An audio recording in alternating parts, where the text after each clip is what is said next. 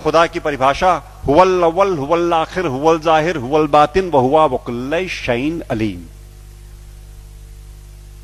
हुवल अव्वल, he is the first, there is nothing before him. हुवल अव्वल, हुवल आखिर, उसके बाद कुछ नहीं होगा। वो परवरदिगार वो है जिसके आगे कुछ नहीं होगा, उसके आगे कुछ है नहीं। हुवल जाहिर, जितना दिखता है वो सब वही है। हुवल बातिन, जो हमें दिखता है वही थोड़ी है। चंद्रमा का पिछला हिस्सा नहीं दिखता तो क्या है नहीं? तो जो तुम्हें नहीं दिखता लेकिन है वो भी वही है। हुवल जाहिर हुवल बातिन वहुवा वकुल्ल शैइन अलीम, हर बातों को जानने वाला है वो।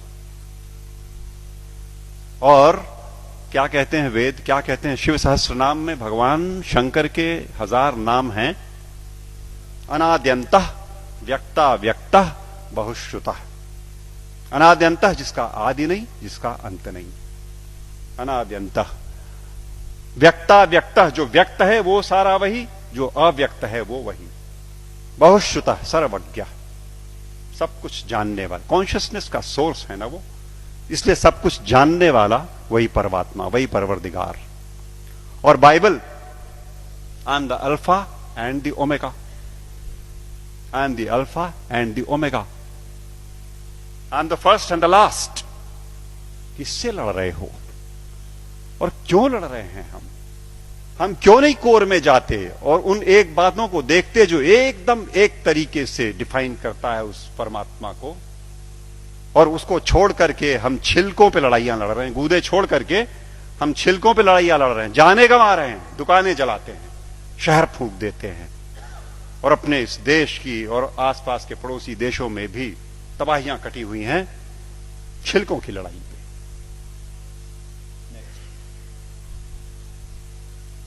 सूफी फकीर कहता है अन अल हक, ट्रांसलेटेड इट मीन्स अहम ब्रह्मास्मि, आई एम द सेम।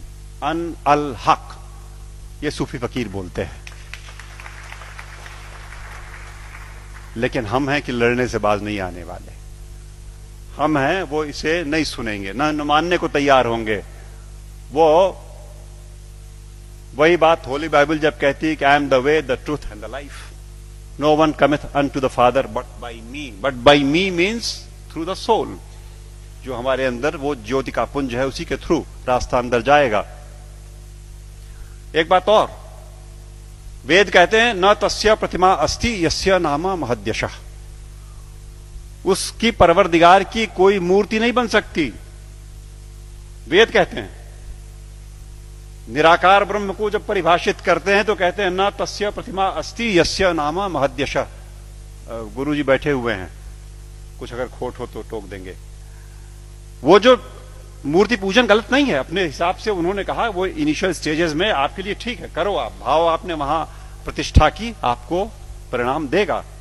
लेकिन सच मायने में जो निराकार पर ब्रह्म है उसकी मूर्ति वूर्ति नहीं बननी।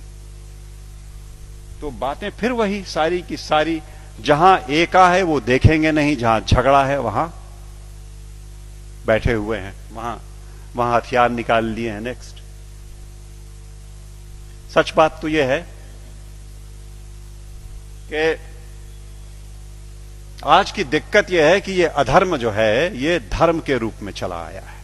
समस्या ये हो गई, जो नहीं करने लायक बातें हैं उन्हें हम मानते हैं कि ये धार्मिक है। सती प्रथा थी कभी इसी देश में ना, 6 साल की बच्ची का ब्याह कर दिया, उसे शादी पता नहीं, गुड़िया गुड्डी खेलती हुई, और वो बैठी और मिठाई खा करके बीवी बन गई, पत्नी हो गई। और बगल के गांव का लड़का 8 साल का किसी बीमारी में चला गया, अब ये सती हो गई। अब इसे चढ़ा दो किसी ढेर सारे लकड़ी के ढेर पे और लाठियों से पीट के और ढोल ढपाटे मचाते हुए सती कर दो। पागलपन। It was never a prescription of any of the religions that we have. लेकिन वो एक बार धर्म मान लिया लोगों ने तो अपनी बेटियों को जला दिया। दिक्कत तब है जब देश में अधर्म धर्म का लबादा ओढ़ के आता है, लड़ाई लंबी हो जाती है। हम उसे धर्म मानते हैं जो अधर्म है। अभी चल रहा है, मैंने कैंपेन किया जबलपुर में, एंटी क्रैकर कैंपेन। दिवाली पे मर्यादा पुरुषोत्तम भगवान राम के आगमन के नाम पे ये देश, विश्वनाथ जी, 6000 करोड़ रुपए का बारूद अपने आसमान में भरता है। 6,000 करोड़ का बारूद उस देश में जहां दिवाली के दिन करोड़ों के हाथ में एक बताशा नहीं और एक दिया नहीं। अधर्म। जुआ खेलते हैं, शराब पीते हैं, दिवाली में लक्ष्मी जी प्रसन्न हो जाएंगी जुआ खेलने से। What a madness is that. लेकिन चल रहा है। अधर्म जब धर्म का लबादा ओढ़ के घुसेगा समाज में तो नहीं निकलेगा आसानी से, और अगर वो निकलेगा आपके प्रयास से। आप जगे हुए लोग हैं, आपके प्रयास से जाएगा। राह चलतों के प्रयास में से वो बात नहीं आनी, वो समझ ही नहीं सकते। या आप सुन तो रहे हो, आप शायद समझ भी जरूर रहे होगे। इस देश का एक बड़ा हिस्सा इन बातों को न सुन पाएगा न समझेगा। धैर्य नहीं उसके पास, समझ भी नहीं उसके पास। और आवश्यकता इस बात की है कि अधर्म जब धर्म का लबादा ओढ़ के आए तो पहचान के इग्नोर कर दो। लड़ाई नहीं लड़नी, आवश्यकता नहीं उससे लड़ाई की। It only needs to be ignored and probably that will do the trick next. सच बात तो यह है कि हम, जैसा मैं कह रहा था, कि हम छिलकों की लड़ाई में लगे हुए हैं, गूदे की ओर ध्यान नहीं दे रहे।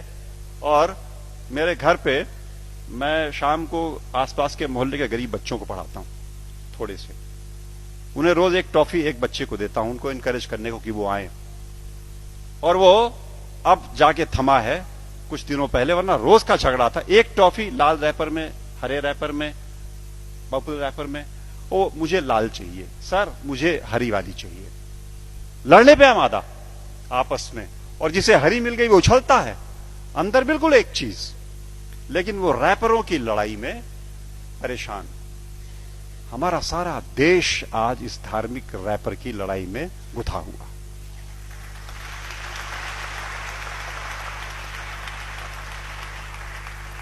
और यकीन मानो आपकी वो परवरदिगार ऊपर से देखता होगा तो बड़ा हंसता होगा। ये मनुष्य मेरा इंटीग्रिटी और मेरा कंपैशन लेकर के पृथ्वी पर मेरे नुमाइंदे बन करके इन रैपर्स पे उलझे हुए लड़ रहे हैं। और ये मेरे घर की छत के बच्चे तो चलो खाली आवाज कशी करते हैं, यहां तो चाकू लगा देते पेट में, यहां तो जान मार देंगे, दुकानें जला देंगे, शहर लूट लेंगे उन रैपर्स की लड़ाई में। कब तक चलेगा मित्रों? सच बात तो यह है, मैं हल्का महसूस कर रहा हूं आज आपके बीच में ये बातें कह करके। मैंने ये बोझ उतार करके आपके कंधे पे डाला। आज मैं अकेला था ये बात बोलने को। आज के बाद आप सबके ऊपर ये जिम्मेदारी है कि आप एक बार रुको, ठहरो, सोचो, जागरूक हो और जागरूक करो औरों को, वरना ये देश की तबाही ऐसे ही चलती रहेगी। नेक्स्ट।